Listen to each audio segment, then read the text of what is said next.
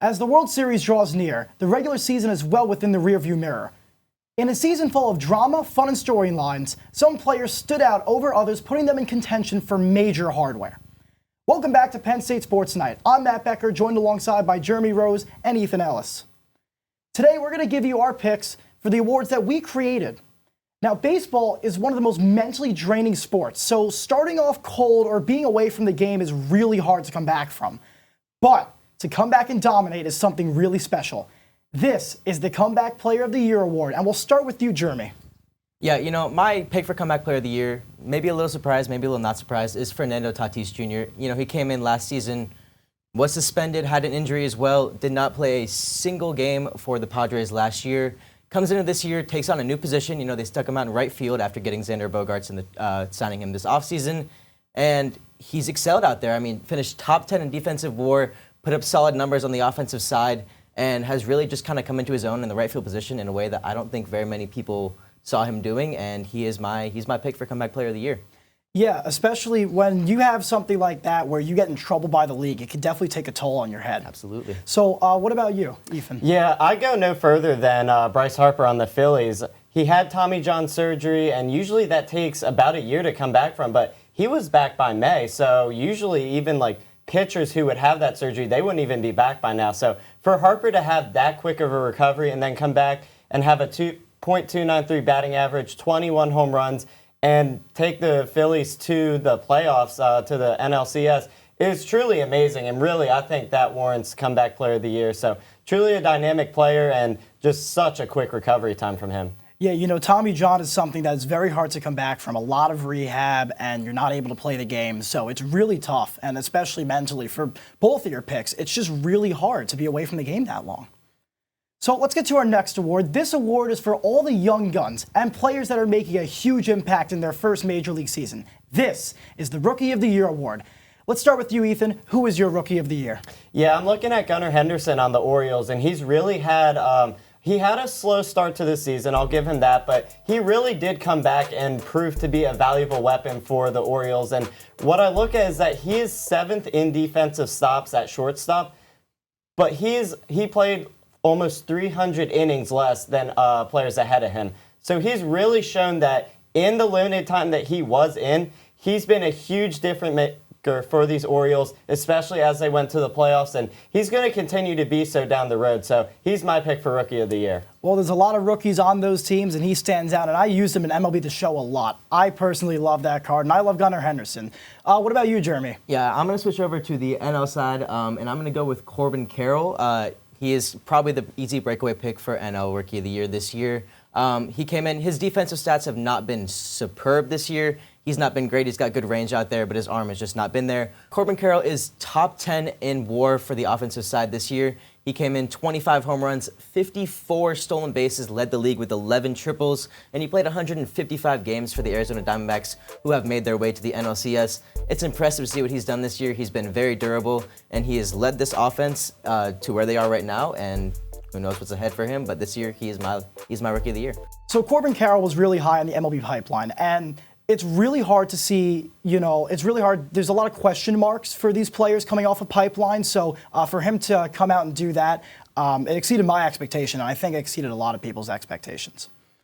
So this next award, it's one of the easiest positions to get drafted to, but it's actually one of the hardest to perform with in the MLB. This is Pitcher of the Year award, also known as Cy Young. Jeremy, who is your Cy Young?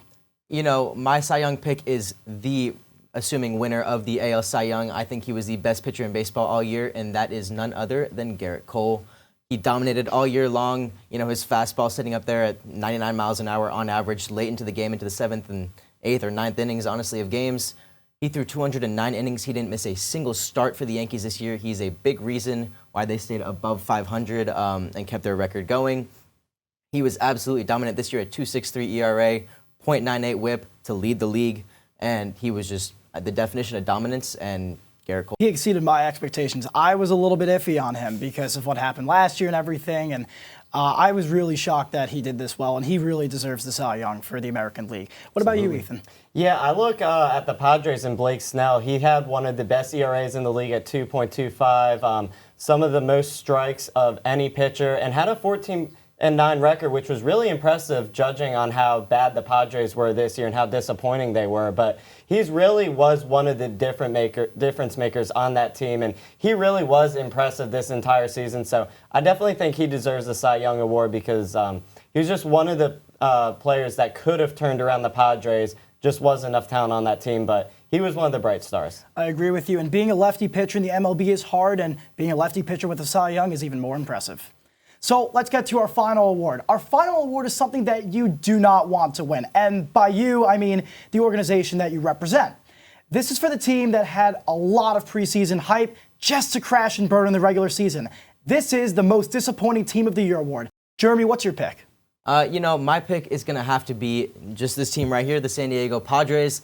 They are a star-studded lineup. They spent so much money in the past couple years extending players, signing players. I mean, they've got Tatis, they've got Soto, they've got Xander Bogaerts, Manny Machado, Blake Snell now. They have so many pieces, and they just haven't managed to bring it all together. They sit middle of the pack in just about every offensive statistic, and that's just, you can't expect that from a team with such high expectations, with so much star power. They've got to be making the playoffs every year. They came out last year, lost the NLCS to the Phillies, and everybody was looking for them to replicate that this year, and we just didn't see that. They never really quite got over the hump, and with so much power within their lineup, within their rotation, the only really, one of the couple of the big bright spots, you had Tatis, you had Snell, the big breakout of Ha-Seong Kim, who has played phenomenal for the Padres this year, but they just didn't have enough pieces all throughout the lineup, all throughout the rotation to really get themselves over the hump and not only get back to the playoffs, but get back to the NLCS with a chance at the World Series. They just didn't put it together. Yeah, it seems like there's going to be a lot of themes with this type of award. It's going to be the teams that spent a lot of money and just didn't do what they were supposed to do or what they were projected to do. So, Ethan, with that being said, what's yours? Yeah, speaking of spending a lot of money, I'm looking at the New York Yankees right now. They have the second highest roster in the MLB and somehow can barely stay over .500. And honestly, that's just pitiful. And what I really look at that derailed their entire season were the injuries. There was injury after injury, including most notably to Aaron Judge, who was out for multiple games. But in reality, there has to be a way to overcome this. You look, there was one bright spot in Anthony Volpe coming up for them this season. But honestly, just because one or two players gets injured does not mean it should derail your entire season. So the Yankees as a whole need to look at this because this was a season that they hadn't seen this much failure in decades. I mean, decades records were broken in terms of them finishing in the bottom of their division. So just an awful season by the Yankees and something they'll have to look at and improve on in the future because this is one of the teams that is always has some of, if not the most hype coming into the season. And they have the third highest payroll in the MLB next season, so we'll have to see where they go from there. Yeah, it seemed like a one-man team with Aaron Judge.